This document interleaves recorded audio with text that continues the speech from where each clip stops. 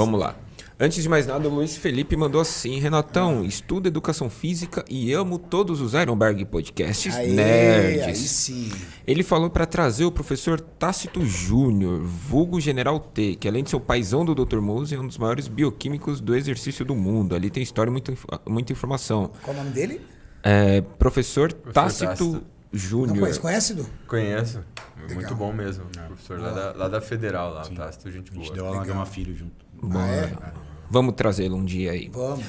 Felipe Donato, fala um pouco da sua carreira no judô. Gostaria de um vídeo seu com o delegado da Cunha.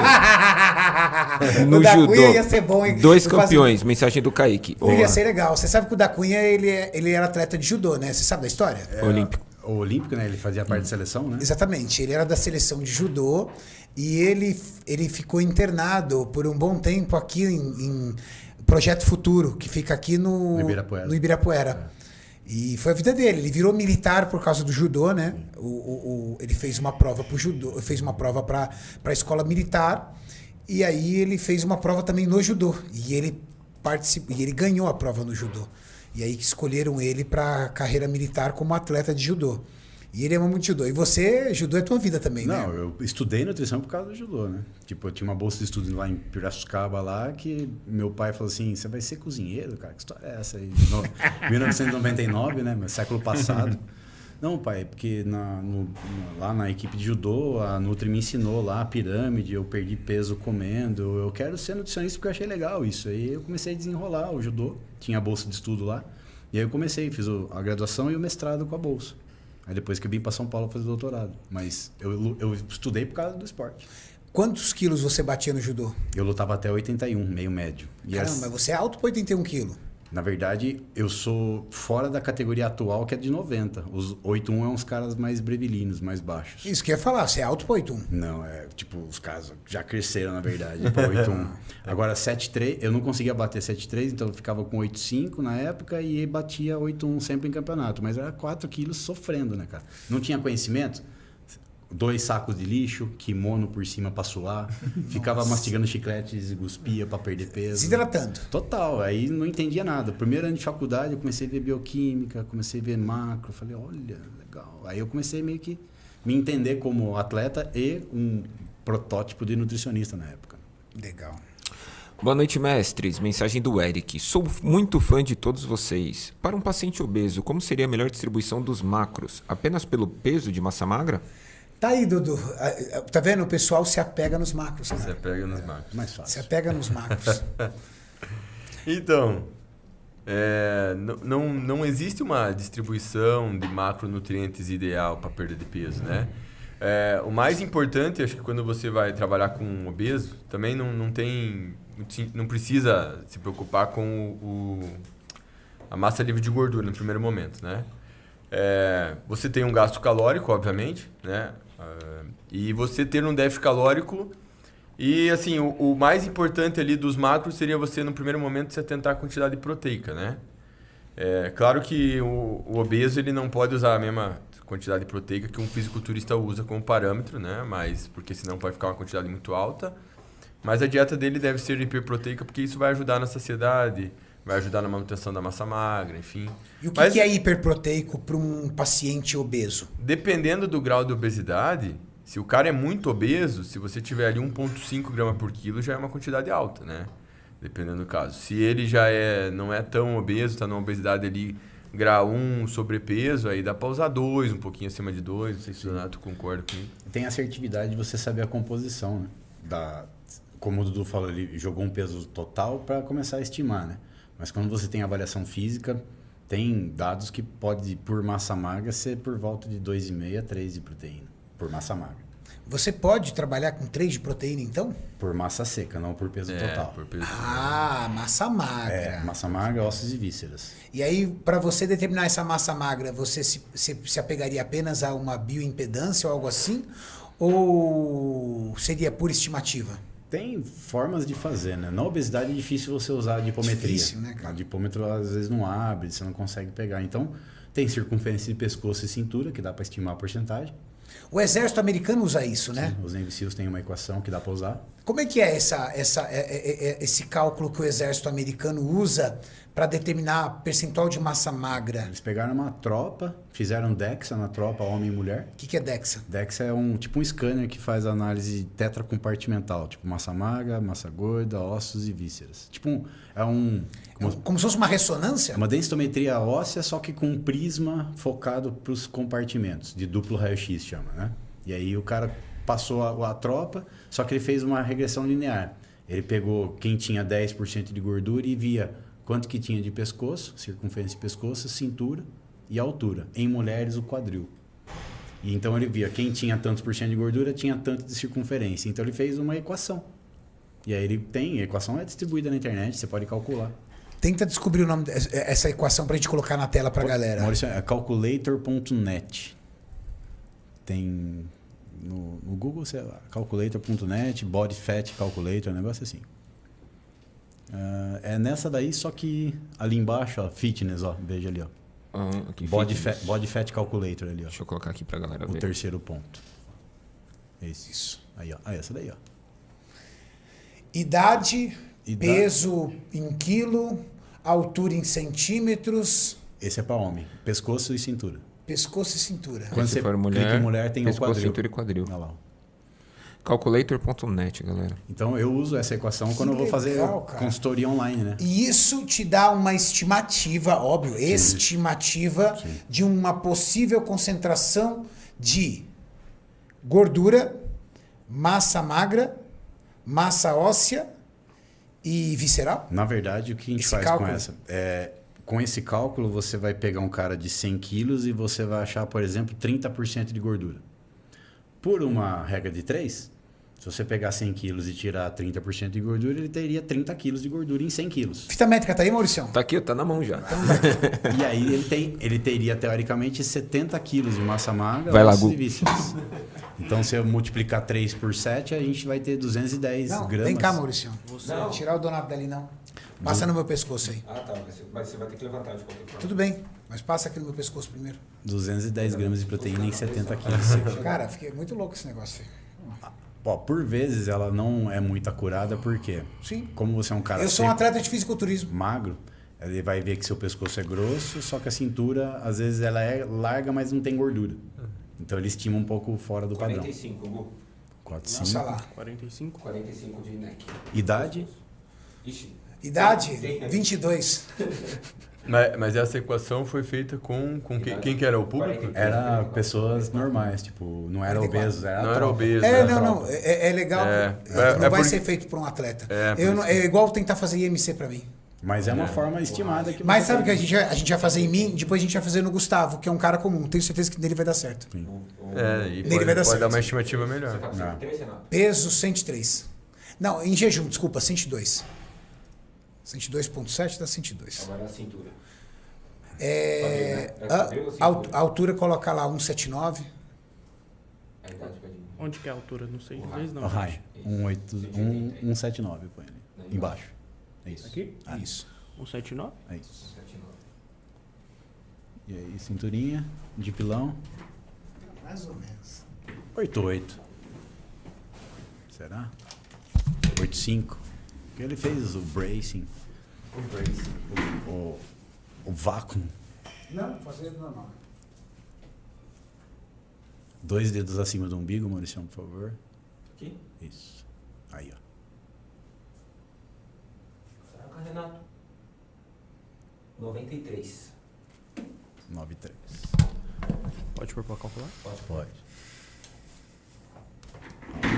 Não tem 17, né, Renato? Ah, Não tem 17 de BF. cadê? Deu quanto? Deu 17 ali, ó. 17 BF? Não, eu devo ter na casa de 10. Sim. É por isso que Deve eu ser, falei. né? Sim, você tá abaixo dos 10. Será que tá abaixo dos 10? Tem umas veias aparecendo, tá bacana. Deve tá, Fácil. deve estar de 9 a 10 aí, né? De 8 a 10. Eu acho que você tá uns 8. Pode ser. Tem que olhar direito ali. Agora mas pega tá o Google bem. pra você ver. Eu tenho certeza que o dele vai dar certo. O chefe mandou. Então, essa é uma forma. Fica tranquilo que você não vai ficar no espelho, não, Gu. Você não vai ficar na câmera. Olha pra frente. Não, pra frente, isso aí. Exato. 40. Oi. 40. Qual que é a sua altura, Gu? 1,80. Sua idade? 28. Se você não... 28. Quanto que você tá pesando? 81. Gustavo. É sério?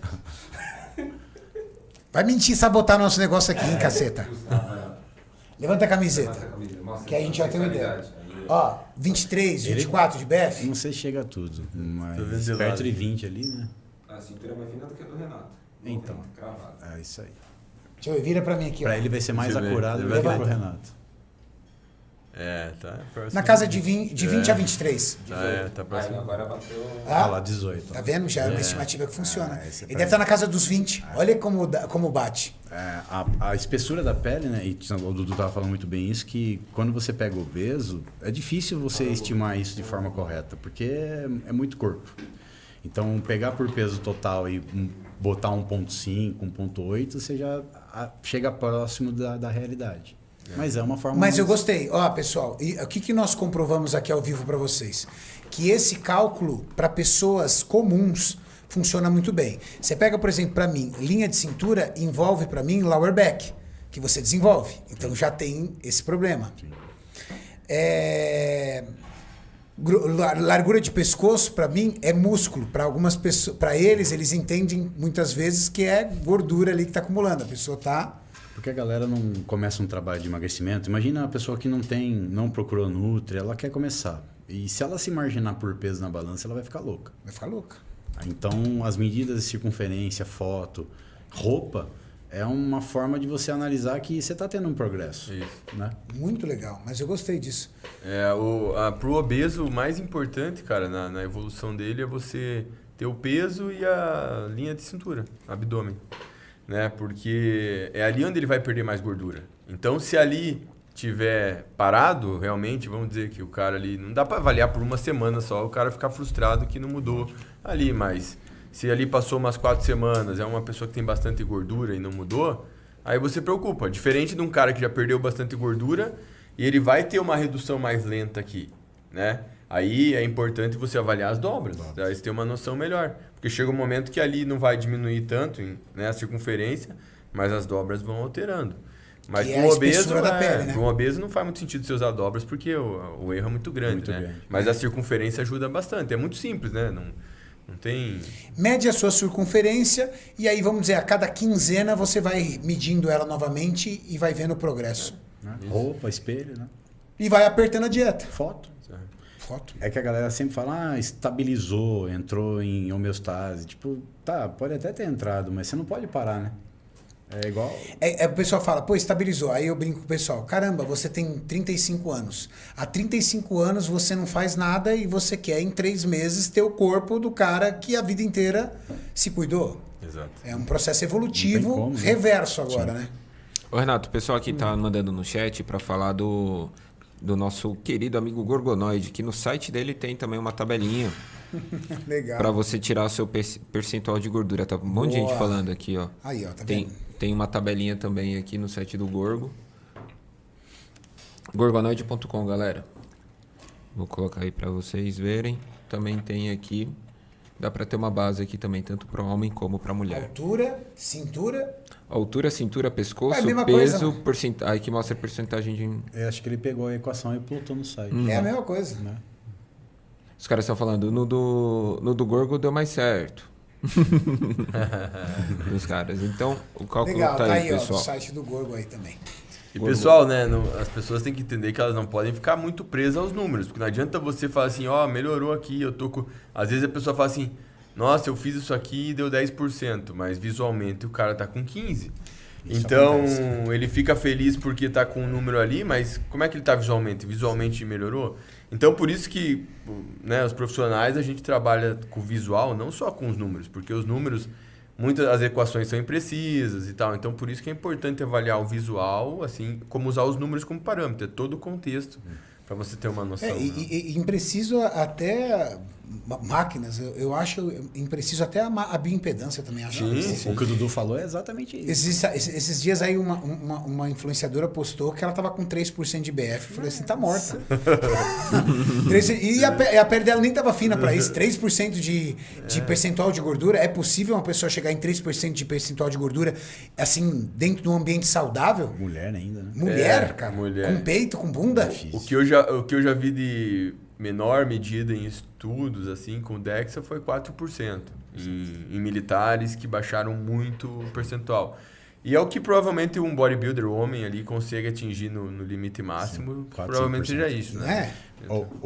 Uma pessoa vem no consultório com a bioimpedância pregressa. Tipo a bioimpedância. A bioimpedância é uma mulher de 20%. Você sabe que uma mulher de 20% é uma mulher treinada e tem uma porcentagem baixa.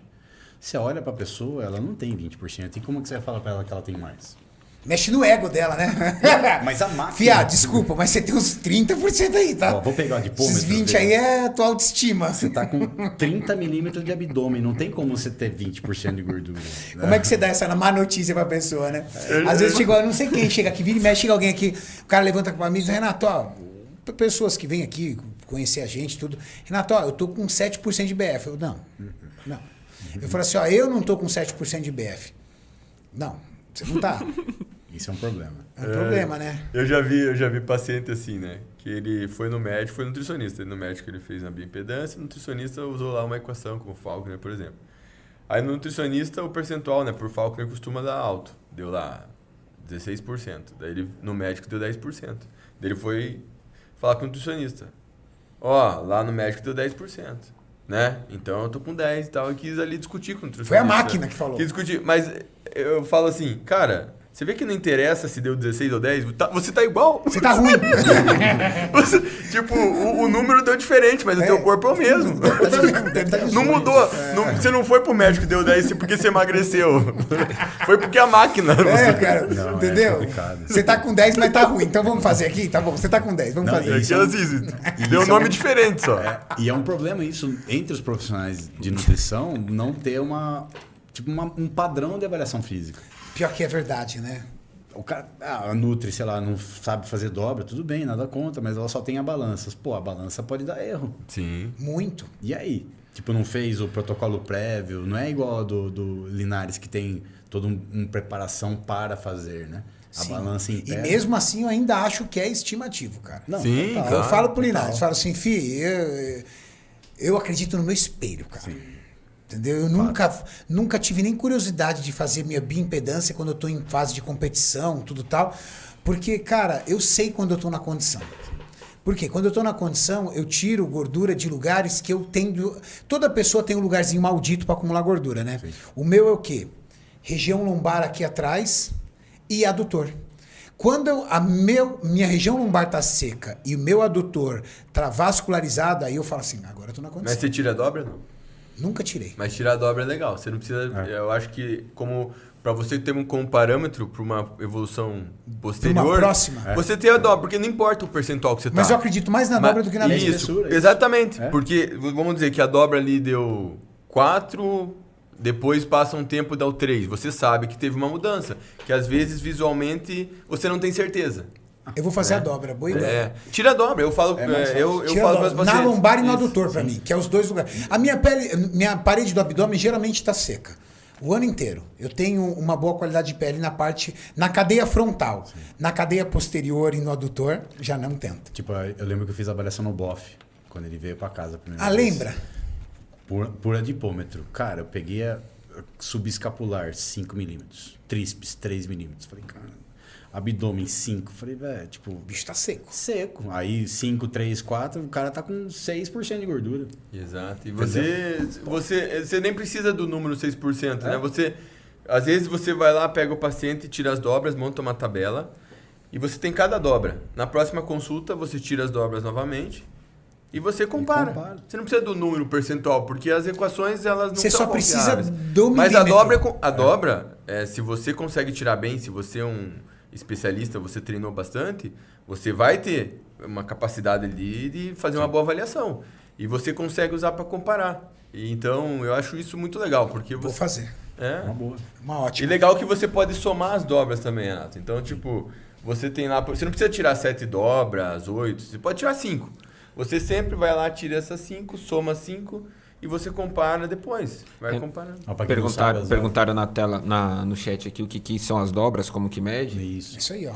E aí mede em alguns pontos, certo, doutor? Para o pessoal entender, assim, é um método duplamente indireto. Por quê? Você pega uma medida de uma pessoa, coloca numa outra equação para gerar uma densidade corporal e a tal da porcentagem de gordura. Então, não é aquele número específico que usa. Tem uma equação com, isso. O com a número medida. que a gente belisca é a milimetragem da espessura da pele. E aquilo vai ser colocado numa equação. Numa equação. Aí o Jesus falou, tem Pollock, tem Warning, tem Ternopolsky, tem Petrosky, tem vários.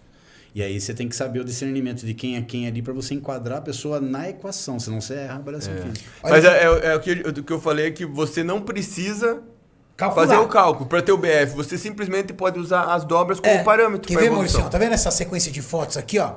Ali uma dobra mais fina. Mostra uma dobra mais grossa. Olha lá, ó. Ó, o tamanho. Olha a diferença. Essa é a minha. Não tá assim não, Maurício. Tá bem, Maurício. Não, eu tô assim, ó. Eu tô assim, ó. Não, também não tá assim não. Ô, Renato. Não, pelo amor de Deus, Renato. também, ó, não pode elogiar que ele já vem com Pô, besteira. Renato, Tem um eu não mais tô seco ali assim. do lado, Assim né? eu não tô. Não, assim, nossa assim senhora, não. assim. Eu acho que nem quando eu nasci, Renato, eu Nossa tava assim. Senhora. Não. Esse daí eu nunca estive. Não. Mas não tá bom. Eu tô Mas a assim, gente já vai. sabe que o cara tem... Não, tá um pouquinho mais. Os mas- caras falam, Renato, "Pô, tá, velho, tá. Quando vai aparecer meu abdômen? Aí você fala, cara... É, então, quando que aparece o abdômen? Por que é tão difícil Apareceu o o cara abdômen. secar o abdômen? É isso que eu quero sério. saber. Eu nunca quero tive. perguntar isso pra vocês. É a capa, né? Às vezes o cara fica todo seco. capa. E o cara faz dieta. O cara fica 3, 4, 5 meses de dieta. Mas aparecer o abdômen é muito difícil. O nosso corpo, quando o cara nunca definiu o abdômen, a região abdominal é um lugar, assim, entre aspas, preferido do nosso corpo para acumular gordura?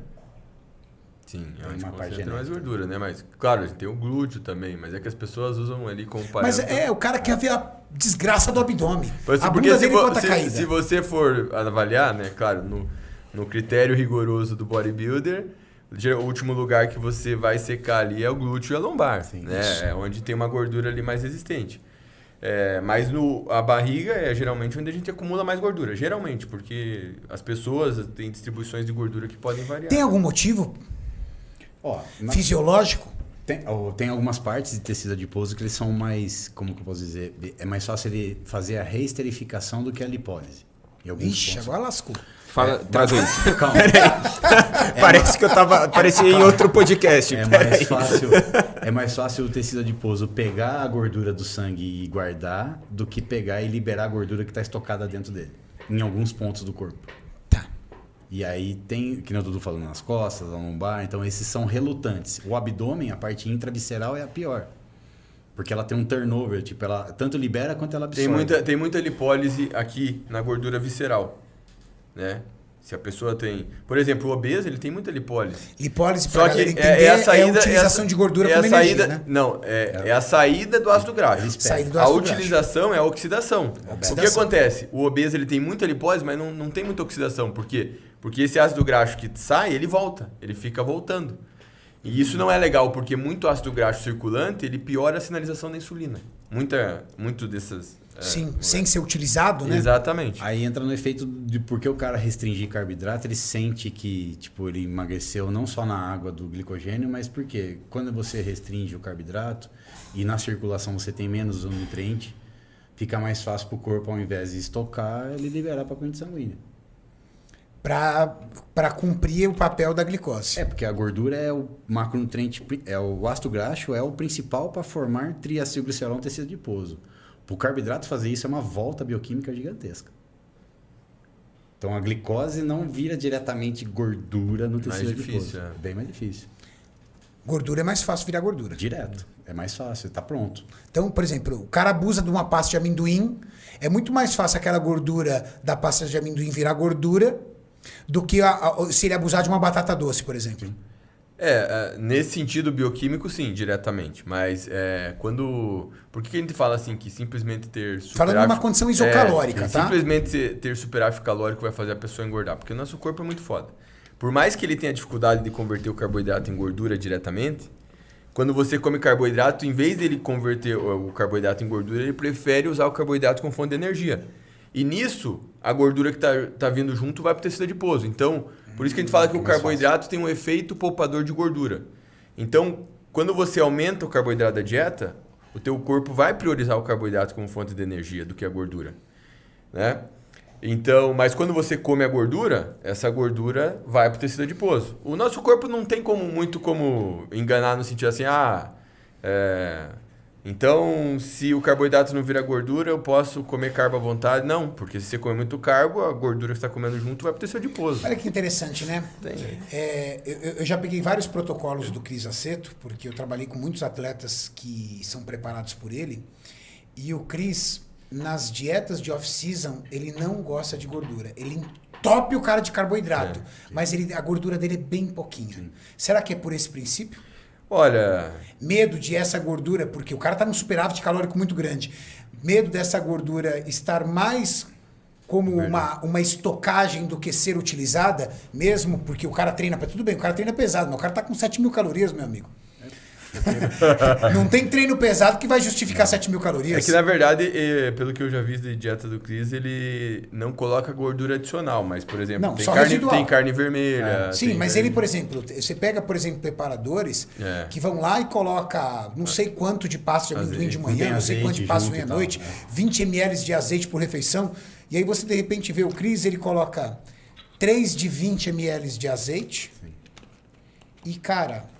6 de 500 gramas, por exemplo, de arroz. Porque o que a gente percebe, assim... Quando e aí eu olhava e falava assim, pô, cara, se ele quer aumentar as calorias do cara, por que ele não reduz um pouco esse carbo, aumenta um pouco a gordura para dar facilidade pro cara? Não, ele mantém o carbo lá em cima, uma gordura baixa pro nível de calorias que ele oferece e uma proteína média. Pro carboidrato, tipo, entrar no processo de lipogênese de novo, ele tem no meio do caminho o sensor que é a formação de glicogênio muscular. Então, vamos dizer que você tá com a garrafa aqui de meio litro, tá? O glicogênio teu tá na tampa e você continua comendo carboidrato com glicogênio cheio. Isso. Aí fica mais fácil dele reverter ao processo. Agora, se você tem um glicogênio na metade e você está comendo gordura, mas o carboidrato está controlado, esse tipo de carboidrato pode não participar da lipogênese, porque ele não está cheio. O que o Dudu falou, ele prefere carboidrato. Ele ainda tem lugar para colocar esse carboidrato. Por isso que o Cris deve priorizar carboidrato, porque glicogênio é mais força, mais intensidade de treino, né? E a gordura não participa disso. Legal, e é mais fácil, eu acho que também tem uma praticidade para manipulação da dieta, né? Sim. Quando você tem um macro a menos ali para ficar se preocupando, né? E como o cara ali já está geralmente hormonizado e tal, o cara não vai precisar preocupar com o nível de testosterona, a influência da gordura nisso e tal. O que pode afetar, mas como ele não deixa o cara numa dieta com proteínas magras, né? Ele tem lá as gorduras. Então, o que poderia afetar seria a absorção de algumas vitaminas, né? Vitaminas lipossolúveis. Mas como ele coloca carne vermelha na dieta, outros alimentos com gordura, acaba que acredito que não tem esse prejuízo, né? Para um atleta de fisiculturismo, por exemplo, um atleta de alta performance que utiliza força, utiliza bastante massa muscular, uma proteína, o que seria uma proteína alta para um cara desse? Um cara avançado já. Você fala na literatura ou na parte prática? Na parte prática. A literatura sempre vai ser muito tímida. Sempre vai ser mais baixa. Sempre vai ser muito tímida. Falando na parte prática mesmo. Eu Chega vejo um cara lá forte, eu treino 4 anos, Sim. treino forte e quero melhorar meus ganhos, quero melhorar minha densidade, minha qualidade de pele, e eu treino 5 vezes por semana pesado. Você vê na observação... Uma proteína dessa pode chegar até quanto? 3, 4 gramas. Dá para chegar a 3, 4 gramas? Fácil. Caraca, que legal saber passar isso pra galera. Porque isso é uma dúvida muito recorrente da galera. Não que eu prescreva, né? Mas se você olha na observação... Para prescrever é individual. Eu tô falando aonde pode chegar. Sim. Agora uma outra pergunta. Mas aí você diz onde pode chegar no sentido de ter benefício? Não, assim, até onde você pode chegar tendo benefícios, exato. Ninguém quer utilizar proteína para jogar lá fora. Entendeu? Aí que eu ia te colocar. Tipo, esse nível de proteína, na verdade, o Nutri ele usa mais quando tá no emagrecimento do que na hipertrofia. Na hipertrofia não faz muito sentido. No emagrecimento, para que até proteja a massa muscular dele. Sim. Mas dá para chegar em 4.0. Mas não precisa, porque você vai roubar espaço para outro nutriente, que é o carboidrato. E o carboidrato é melhor para performance, né? A proteína não tem a mesma taxa de eficiência quando você vai fazer um treino e busca intensidade, não é uma boa trocar o carboidrato pela proteína, é melhor o carboidrato. Então, numa dieta para hipertrofia, dificilmente você vai ter um aproveitamento, embora exista a crença forte no fisiculturismo de que tem atletas que usam 4 gramas, 5 gramas, é muito, muito improvável que você está aproveitando esse excesso. Claro que não é isso que o cara não vai regredir por estar usando isso, mas ele tá usando ali a proteína em excesso e não vai ter uma vantagem em fazer aquilo, né? Seria mais interessante ele trocar por carboidrato e excesso de proteína. Existe um balanço. Então, aí já seria 2.0. Eu acho que assim, né? Eu levo em conta no fisiculturismo, como diz o Jay, né? Melhor pecar por excesso do que por falta. Mas não precisa ser tanto excesso. Então, eu acho válido usar 2,5, de repente um pouco mais. Porque a gente pode levar em conta também a palatabilidade, né, da refeição. De repente, o atleta está acostumado a comer 3. Por exemplo, eu já trabalhei com muitos atletas que eles estavam acostumados a comer 4 gramas por quilo. Eu não ia reduzir para 2, né? Porque o cara ia estranhar. Então eu reduzia ali para 2,5, via como o cara se adaptava. E quando ele estava bem nessa quantidade, eu via que não precisava usar mais. Né? Por isso pensando no off, né? No superávit, porque como o Donato falou, se você está em déficit, a gente tem vantagem em colocar um pouco mais de proteína do que no superávit. Que vai o ectomorfo, né? Que todo mundo sempre pergunta. Tipo, eu não cresço. Pô, se você está colocando proteína em excesso, vai roubar a caloria do teu corpo no processo de termogênese. E rouba fome também, né? Mata fácil. Amanhã vai sair vídeo de dieta de ectomorfo lá no canal sim. Masterclass, hein, doutor? Fui lá Com detalhes. Detalhezinhos. Com detalhes, passado. Tipo, aquela 4:1, né? Que é 4 partes de carboidrato para uma parte de proteína, pode reinar para um ectomorfo. No cálculo, jogado assim, né? Por cima. Qual o mínimo de uma quantidade de proteína em superávit que garanta hipertrofia? 1.6 é o que o pessoal coloca. O que mostra as evidências ali que seria na faixa de 1.6, né? Que você... Com essa quantidade você estaria otimizando o ganho de massa muscular. Mas existe ali, né, um limite superior de até 2.2. Mas isso lembrando que são pessoas que não usam hormônios, né? É isso que eu ia te perguntar.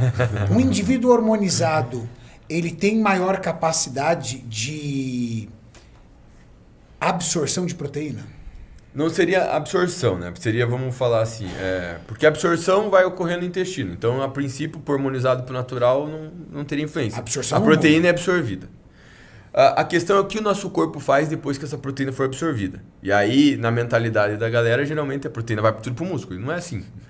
Geralmente, dessa quantidade proteica que você absorve, vai ali uns 10, 15% para o músculo. O resto, o corpo tem que fazer muita coisa com proteína. Fazer proteínas transportadoras, proteína do sistema imunológico, usar essa proteína até como fonte de energia, enfim.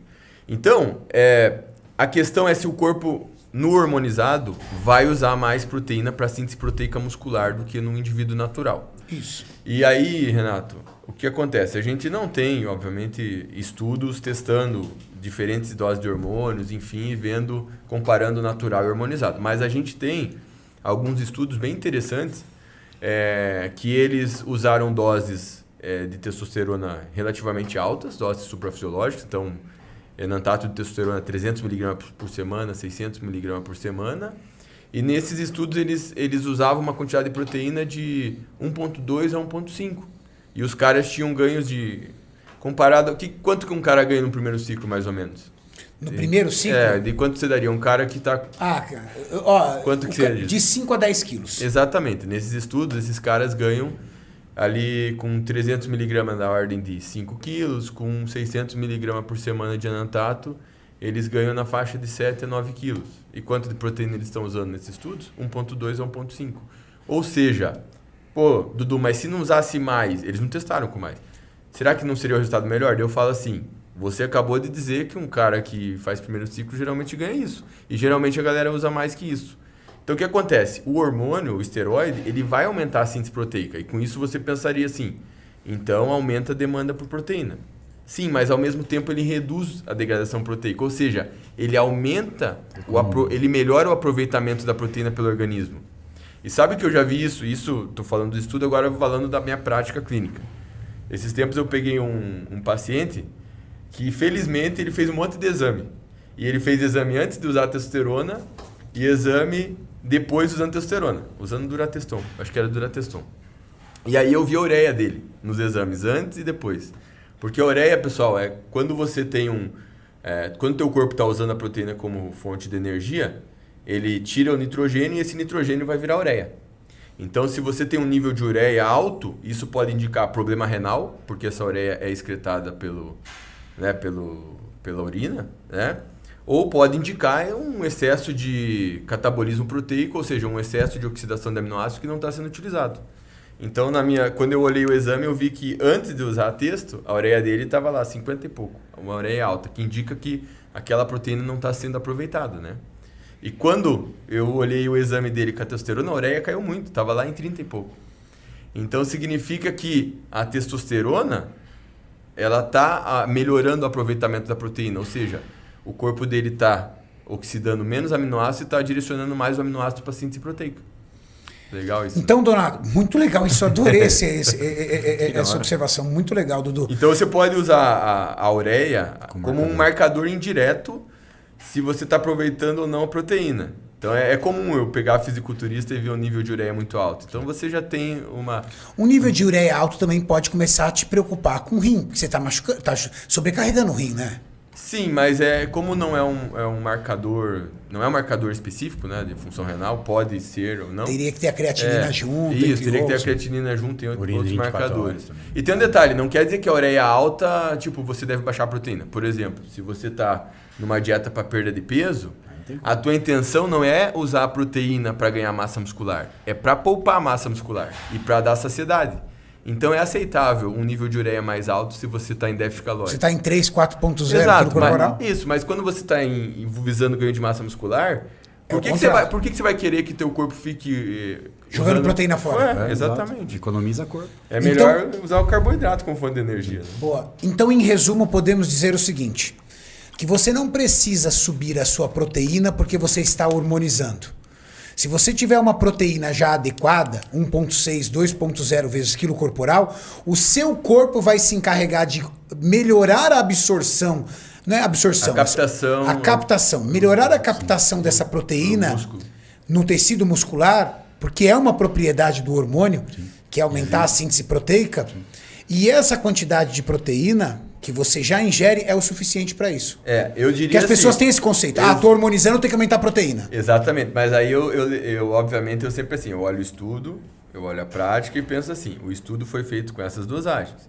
Se eu tô considerando um fisiculturista, profissional... Cara que usa 1 grama, 2 gramas de droga por semana? Usando GH, eu falaria assim, por que 1.6 se é o mínimo? Né? Vamos usar ali o que o Jay falava. Vamos pecar por excesso, antes de pecar por excesso por falta. Mas não vou jogar 5. Vamos jogar 2,5. Entendeu? 2,5. De repente o cara quer um pouquinho mais, mas né, dificilmente mais que 2,5, 3 vai ter benefício. Mas eu acho que num cara ali que está usando mais hormônio, sim, faz mais sentido usar mais de 2. Né? Que a gente pega paciente no consultório. Então, aí pessoal... Porque querendo ou não, mais hormônio, a gente sabe que aumenta a síntese proteica. Porque se tiver carência de proteína, mesmo com hormônio, você pode subestimar seus ganhos. De certa forma, sim. Mas sabe que tem uma coisa que os fisiculturistas fazem também que pode atrapalhar, né? Às vezes a galera abusa de hormônio tiroidiano. E o hormônio tiroidiano é um hormônio que aumenta muito, ele aumenta a síntese e a degradação. Então, só que se você abusa de hormônio tiroidiano, é como se você induzisse um quadro de hipertiroidismo, né, farmacológico. E esse hormônio como que aparenta o indivíduo que tem hipertiroidismo? Muito magro e também catabolizado. Né? Ele é um rato. E quando o bodybuilder está ali abusando do hormônio tiroidiano, vou dizer, ele não vai ter essa aparência, por quê? Porque o esteroide está compensando, dando a síntese proteica alta. Só que ele deixa de progredir. Porque de um lado ele está aumentando a síntese e do outro está aumentando muito a degradação. Por isso que às vezes você vê caras que abusam de hormônio tiroidiano e eles meio que não saem do mesmo shape, né? A gente recebe direto usuário recreativo de esteroide no consultório. Claro. Tranquilo, a gente faz a análise dos exames de sangue. E o que eles pecam realmente é isso. Às vezes é essa ideia, tipo, não, tô hormonizando, vou botar proteína na tampa. Não, cara, se você fizer um jogo mais adequado entre carbo e proteína... o balanço nitrogenado fica positivo com a proteína controlada. Lógico, você vai fazer um modelo ali, o cara vai botar 2, 3 gramas de sal na semana, e lógico, você vai tendo um aumento, mas você não precisa jogar logo alto. No pré-contest é usado mais alto do que no off-season. Isso. Entendi.